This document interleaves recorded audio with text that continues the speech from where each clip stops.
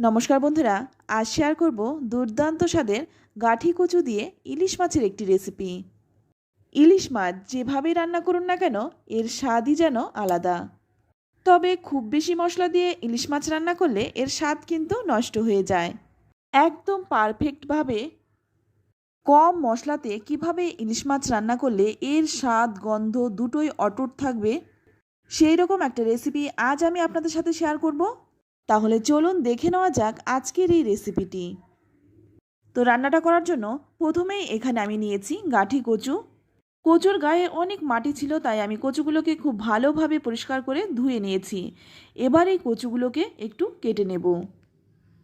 আর একটা কথা, রান্নাতে কিন্তু অনেকটা পরিমাণে কচু দিয়ে ফেলবেন না, খুব অল্প পরিমাণে কচুটা দিয়ে রান্না করবেন, এতে করে ইলিশ মাছের স্বাদটা কিন্তু অটুট থাকবে।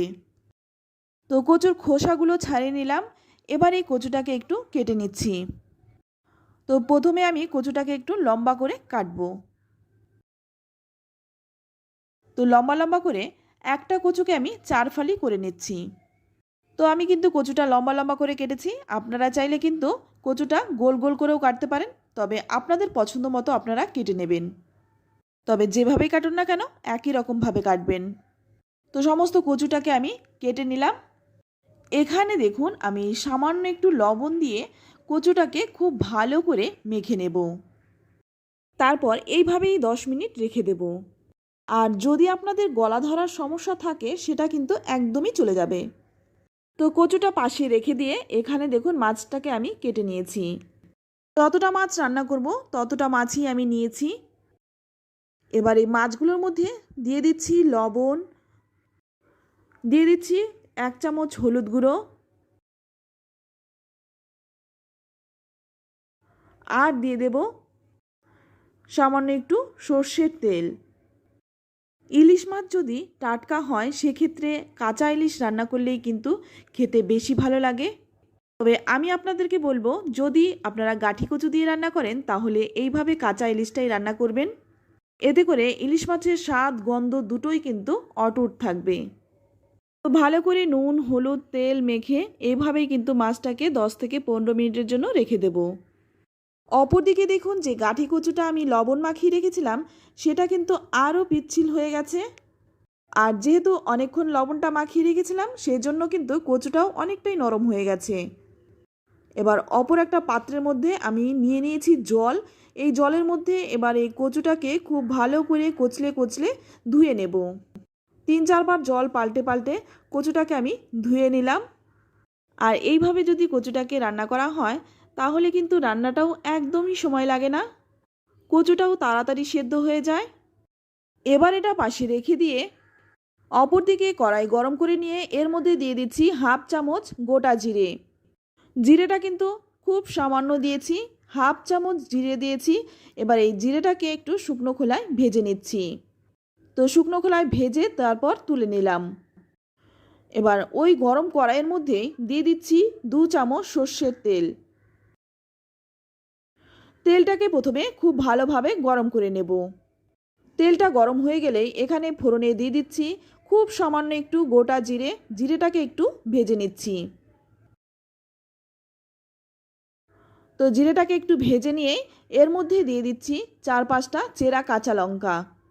আর এই রান্নাটাতে কিন্তু ঝালটা হবে কাঁচা লঙ্কাতেই। যে যেমন ঝাল খেতে পছন্দ করেন পরিমাণ মতো আপনারা ঝালটা দিয়ে দেবেন। তো লঙ্কাটাকে একটু ভালো করে ভেজে নেব। লঙ্কাটা ভালো করে ভেজে নিয়েই এখানে যে গাঠি কচুটা আমি কেটে ধুয়ে পরিষ্কার করে রেখেছিলাম সেই কচুটা আমি দিয়ে দিলাম। এবার এই কচুটাকে খুব ভালোভাবে একটু ভেজে নিতে হবে।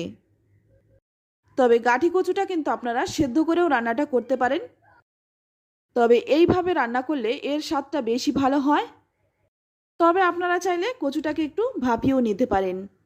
এবার এইভাবে নেড়েচেড়ে তারপর ঢাকা দিয়ে দিয়ে কচুটাকে ভেজে নেব। ঢাকা দিয়ে দিয়ে কচুটাকে ভাজলে কচুটা কিন্তু খুব তাড়াতাড়ি নরম হয়ে যাবে।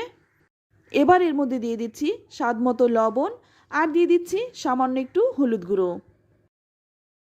লবণ আর হলুদ গুঁড়োটা দিয়ে কচুটাকে আবারও কিছুক্ষণ ভেজে নেব। আর ভাজতে ভাজতেই কিন্তু কচুটা দেখুন নরম হয়ে গেছে। তো কচুটাকে খুব ভালোভাবে ভেজে নিলাম। আর এইভাবে যদি ভালোভাবে ভেজে নেওয়া হয় তরকারিটা কিন্তু পাতলা পাতলা হবে আর খেতেও ভালো লাগবে। এবার এর মধ্যে দিয়ে দিচ্ছি পরিমাণ মতো জল।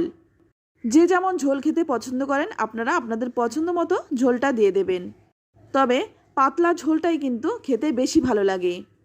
তো জলটা দিয়ে খুব ভালো করে নেড়েচেড়ে মিশিয়ে নিয়ে তারপর কিন্তু 2-3 মিনিট একটু ফুটিয়ে নেব। 2-3 মিনিট সময় নিয়ে ঝোলটাকে খুব ভালোভাবে ফুটিয়ে নিয়েছি আর ঝোলটা দেখুন এখন অনেকটাই কমে গেছে।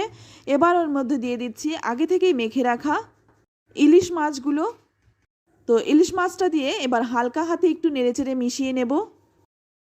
আপনারা যদি ইলিশ মাছটা ভেজে রান্না করেন সেক্ষেত্রে কিন্তু এই রকম স্বাদটা কিন্তু আসবে না, তাই আমি বলবো মাছটাকে কাঁচাভাবে রান্নাটা করুন, এতে করে স্বাদটাও ভালো হবে।